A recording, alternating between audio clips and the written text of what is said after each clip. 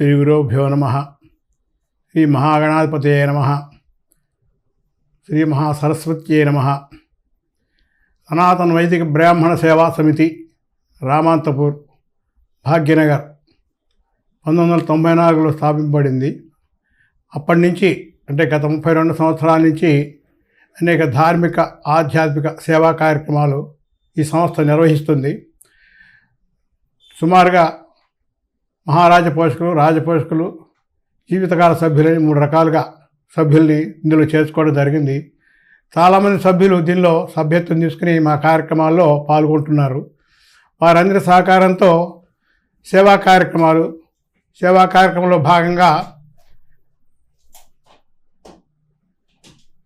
ఉచిత వైద్య శిబిరాలు, ఎండాకాలంలో దాహార్తి తీర్చడానికి చలివేంద్రాలు, బీద పిల్లలకి, బీద విద్యార్థులకి ఎడ్యుకేషన్ ఎయిడ్, ఇవి కాకుండా అనాథాశ్రమాలకు, గోశాలలకి, వేద పాఠశాలలకు కూడా ఆర్థికంగా హితోధికంగా మా దగ్గర ఫండ్స్ను బట్టి వారికి సహాయం చేయడం జరుగుతుంది. సేవా కార్యక్రమంలో భాగంగానే బీద పిల్లలకి ఉచితంగా నోటి పుస్తకాలు, ఇలాంటివి కూడా, పెన్నులు, తర్వాత డ్రెస్సులు, ఈ విధంగా అనేక సేవా కార్యక్రమాల్లో మనం చేయడం జరిగింది. ధార్మిక కార్యక్రమాలు, దానిలో భాగంగా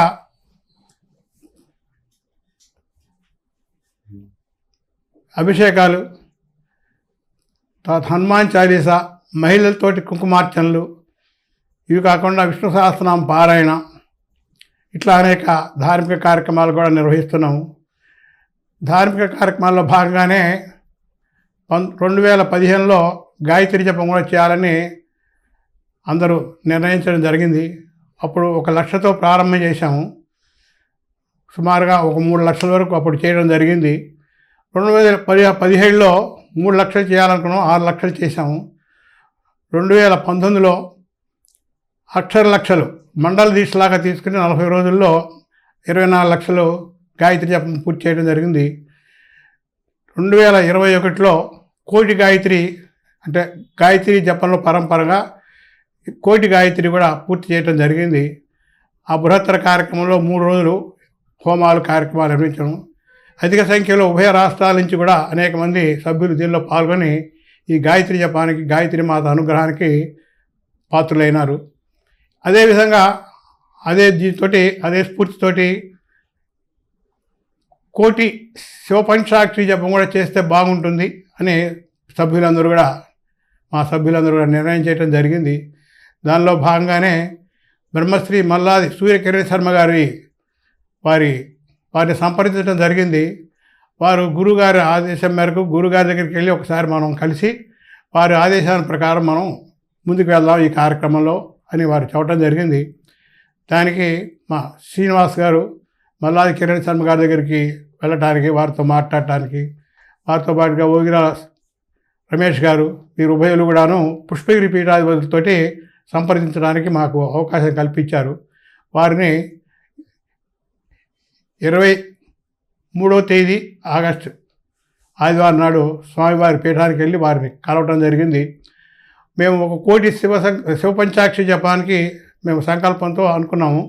అక్కడికి వెళ్ళినాక స్వామివారి ఆదేశం, కోటి కాదు నాయన 9 కోటి చేసుకోండి అని దాని యొక్క మంత్రం, 9 కోటి యొక్క ప్రాధాన్యత వివరించడం జరిగింది. దేశం సుభిక్షంగాను, రాష్ట్రం కూడా సుభిక్షంగాను, ప్రపంచాల్లో ఇప్పుడు అశాంతి బాగా నెలకొని ఉన్నది. నిరుద్యోగులు, ఉద్యోగ సమస్యలు, అనేక సమస్యలకి నివారణ కావాలంటే ఈ కోటి బదులు మీరు 9 కోటి శివపంచాక్షరి జపం మహత్యం చాలా బాగా ఉంటుంది. అది మీరు చేయండి, మీరు లోక కళ్యాణార్థం చేస్తున్నారు కాబట్టి ఈ కార్యక్రమానికి మా శుభాశీస్సులు ఉంటాయని స్వామివారు మాకు ఆదేశించడం జరిగింది. స్వామివారి ఆదేశం ప్రకారం మేము 9 కోటి చేయాలని నిర్ణయం చేసుకుని వీలైన మంది ఎక్కువ మంది సభ్యుల్ని దీనిలో పాల్గొనేట్టు చేయడం మా ధ్యేయం.